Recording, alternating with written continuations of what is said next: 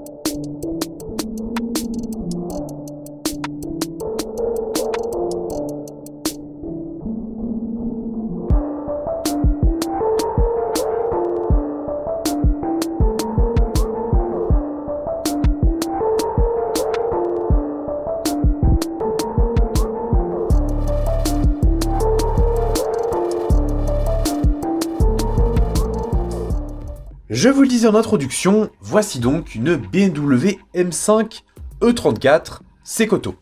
Bon, il est temps de brosser un petit peu le portrait de ce modèle-là, et pour ça, il faut qu'on remonte en 1972. C'est à cette époque-là que BMW restructure sa gamme et qu'apparaît au catalogue la série 5. Concrètement, ce modèle-là, c'est une routière, c'est-à-dire qu'elle se positionne entre la berline Tricore série 3 et entre la limousine série 7, on a donc la routière série 5. En 1972, on a le modèle de type E12. En 81, on a le modèle type E28. Et en 88, on a le modèle type E34. Enfin, presque.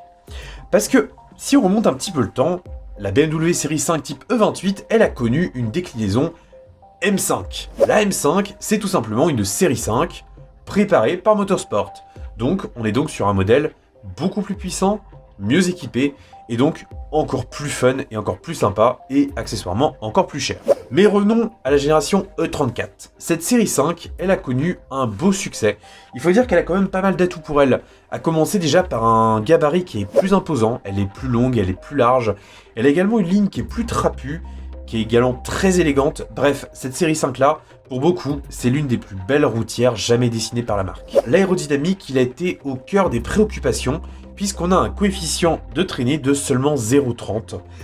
Ça fait un tout petit CX, et ce qui fait que la voiture peut ainsi moins consommer et pénétrer plus facilement dans le vent, sachant que les BMW d'époque, comme les voitures allemandes d'une manière générale, c'était des voitures imaginées pour l'autoroute, pour aller à de très hautes vitesses, ça avait clairement son sens. La gamme, elle était donc constituée de moteurs, on va dire plutôt classiques, avec des 6 cylindres, mais il y a également eu des 4 cylindres essence pour constituer des versions un peu plus d'entrée de gamme. Mais justement, cette série-là, elle a inauguré quand même le développement des versions diesel, avec notamment les 524 TD et même la 524 TDS, qui affichait une puissance de 143 chevaux. Aujourd'hui, ça paraît pas tant que ça, mais pour l'époque, c'était quand même très sympa, surtout si vous rouliez beaucoup. La gamme, du côté des moteurs essence, elle est montée jusqu'à la 540i, qui de mémoire affichait 286 chevaux, ce qui était une puissance tout à fait raisonnable, mais forcément, il fallait aller encore plus loin en développant une version Motorsport. Motorsport, c'est donc le département ou la branche sportive de BMW. C'est une branche qui se consacre à l'assemblage des voitures les plus sportives, et notamment avec un assemblage qui est réalisé à la main. C'est donc ainsi que sont produites les M5 type E34, des versions qui arborent un moteur 6 cylindres toujours, avec une cylindrée de 3,6 litres au début pour 315 chevaux, et à partir de 92, pour les modèles européens, on est sur une cylindrée de 3,8 litres pour 340 chevaux. C'est quand même très honnête. Mais figurez-vous que le modèle qu'on a là, c'est un modèle phase 1, donc un modèle de 315 chevaux, avec bien sûr une boîte de vitesse manuelle à 5 rapports.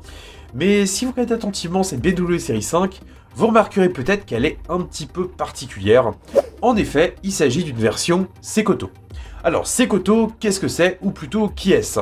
Johnny Cecotto, c'était un pilote qui a touché à tout, notamment aux motos, à la Formule 1, à la Formule 2, aux 24 heures du Mans, aux véhicules de tourisme. Et ce personnage-là, très talentueux, a notamment couru chez BMW, ce qui a poussé la marque à vouloir lui proposer un pari. En gros, c'était « Johnny, on te laisse carte blanche, tu imagines la M5 de tes rêves, tu la configures et nous on en fait une petite série. » Et c'est ainsi qu'est apparue cette M5 type E34. Enfin, presque. Dans les faits, il y a eu deux versions. Il y a une version qui bien sûr arbore le Lagoon Green, que vous voyez ici avec mon accent pourri, mais également des versions en bleu Maurice, qui ressemble à ça. C'est très joli aussi, mais personnellement j'ai un petit coup de cœur pour cette version-là. Alors oui, effectivement, la M5 E34, elle est relativement sobre dans sa présentation.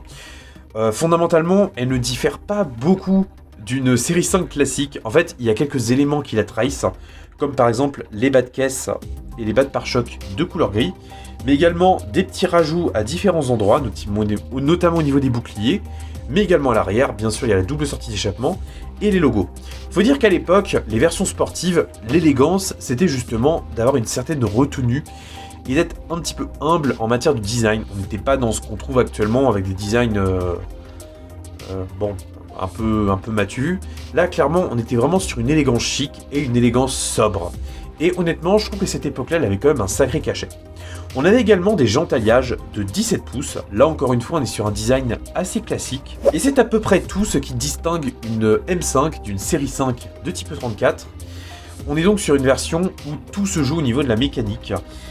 Et c'est justement ce qui a fait le succès de ce modèle-là. Même aujourd'hui, elle est encore très recherchée. La version Sekoto, elle allait encore plus loin en enrichissant notamment la dotation intérieure. On trouvait notamment des garnitures en ronces de noyer, on avait le toit ouvrant de série, les tapis en velours ou encore les sièges arrière chauffants. Bien sûr, le tout pouvait être agrémenté d'options, ça c'est une tradition chez BMW, mais ce qui fait qu'aujourd'hui c'est un modèle très rare. Il n'en existe donc que 11 dans ce coloris-là, 22 si on comprend également les bleus, et dans ce lot-là en fait on avait deux modèles de pré-série. Voilà un petit peu ce que je pouvais vous dire sur cette BMW M5 Sekoto. Maintenant, il va être temps de découvrir un petit peu plus en détail le modèle. Mais avant ça, petite publicité.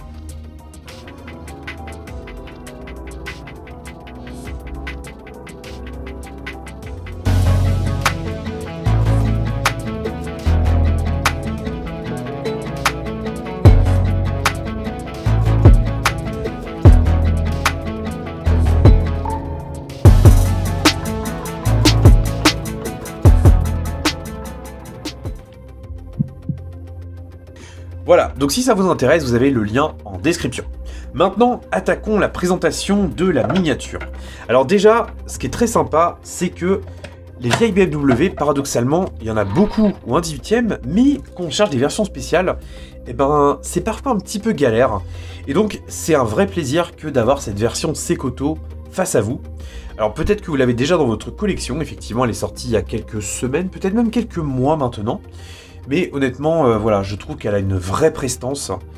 Enfin, je la trouve assez incroyable. Déjà, ce qui m'a fait craquer, c'est ce magnifique verre. Il a des reflets qui sont incroyables. Il est brillant comme il faut. Enfin, bref, c'est vraiment une très très belle miniature. Mais ça, on va le découvrir comme d'habitude au smartphone. Allez, on commence par le museau. Alors, comme d'habitude chez BMW, on a des haricots, ce qui compose la calandre, au nombre de 2. L'ensemble est plutôt bien produit. Alors j'ai oublié de le préciser, mais chez Automobile on fait des miniatures en résine, donc forcément on n'a pas d'ouvrant, ça fragiliserait beaucoup trop la miniature. Toujours est-il que l'avant est pas mal du tout. On retrouve bien sûr les optiques doubles à l'avant, des clignotants qui sont bien sûr de couleur orange, ça c'est délicieusement rétro, j'adore. On a la lame avant, qui est donc grise, au même titre que les bas de caisse, ce qui est une spécificité, ce mot-là marquerait pas mal de points Scrabble, des versions M5. Le logo M5 prend naturellement place dans la calandre, au niveau du phare gauche. Les plaques d'immatriculation, vous avez également un tutoriel là, si vous voulez les faire par vous-même. Donc globalement, la finition est plutôt sympa. Les grilles là ne sont pas réellement percées, mais il y a suffisamment de profondeur pour donner cette illusion-là, donc je trouve ça assez bien vu. Au niveau du bouclier, c'est également assez sympa. Alors, les anti-brouillards, on a des points de fixation qui sont assez apparents. Ça manque un peu de finition, mais malgré tout, ça reste quand même largement acceptable. Toute cette partie-là est ajourée, ce qui est excellent en matière de rendu. Donc vraiment, c'est une bonne surprise. Par contre, ce qui est un petit peu moins une bonne surprise, c'est que j'ai quelques petits défauts sur mon modèle. C'est une mise en peinture qui est insuffisante au niveau des rainures le long du capot, ce qui est assez bizarre. Honnêtement, c'est la première de mes automobiles et pourtant j'en ai plus d'une centaine qui a des défauts. Donc je m'estime comme chanceux et honnêtement, ça se voit pas beaucoup. Dès qu'on prend un peu de recul, on ne voit plus ce petit défaut, donc ça va. Bon, au niveau des ailes avant, là encore, c'est très joli. On a les nervures qui ont été bien reproduites. On a toujours ce brillant qui est intense. Vraiment, la couleur, elle est canon. J'adore. Les jantes sont également assez simples dans leur dessin. Bon, à l'époque, pareil, le dessin des jantes, on le travaillait. Mais le but, c'était pas d'avoir un dessin qui était ultra sportif non plus. Là, on est toujours dans un équilibre élégance-sportivité. Je trouve que ça marche bien. Les ailes donc sont pas mal du tout. Les rétroviseurs, ils ont une embase qui est assez costaud, mais c'est fidèle à la réalité. C'est pas mal du tout. Les portes sont également fidèles. Les poignées de porte sont également bien rapportées. On a également le trou de serrure qui apparaît juste là. Les baguettes sont mises en peinture assez sobrement. On a également les contours de vitres qui sont en chrome. Donc ça, c'est pas mal aussi. Au niveau de l'arrière, là c'est une partie qui me plaît beaucoup parce que Automobile l'a vraiment très bien travaillé également. On a des feux qui sont superbes. Vraiment, ils ont une transparence et ils ont une structure qui est hautement fidèle à la réalité. Je trouve ça vraiment bien. Logo BMW est joliment rapporté. Les sorties d'échappement ne sont pas parfaitement droites. Là, encore une fois, je pense que c'est mon exemplaire, donc c'est pas très grave, n'en tenez pas compte. Et puis, je trouve qu'on a ce petit béquet qui ressort pile comme il faut. Vraiment, je trouve ça magnifique.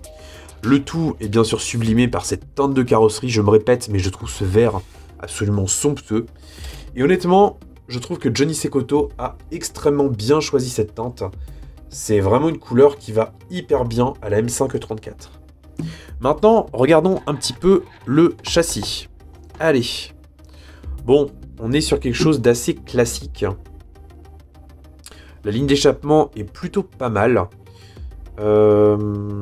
Les pneus sont en caoutchouc, donc ça c'est bien aussi.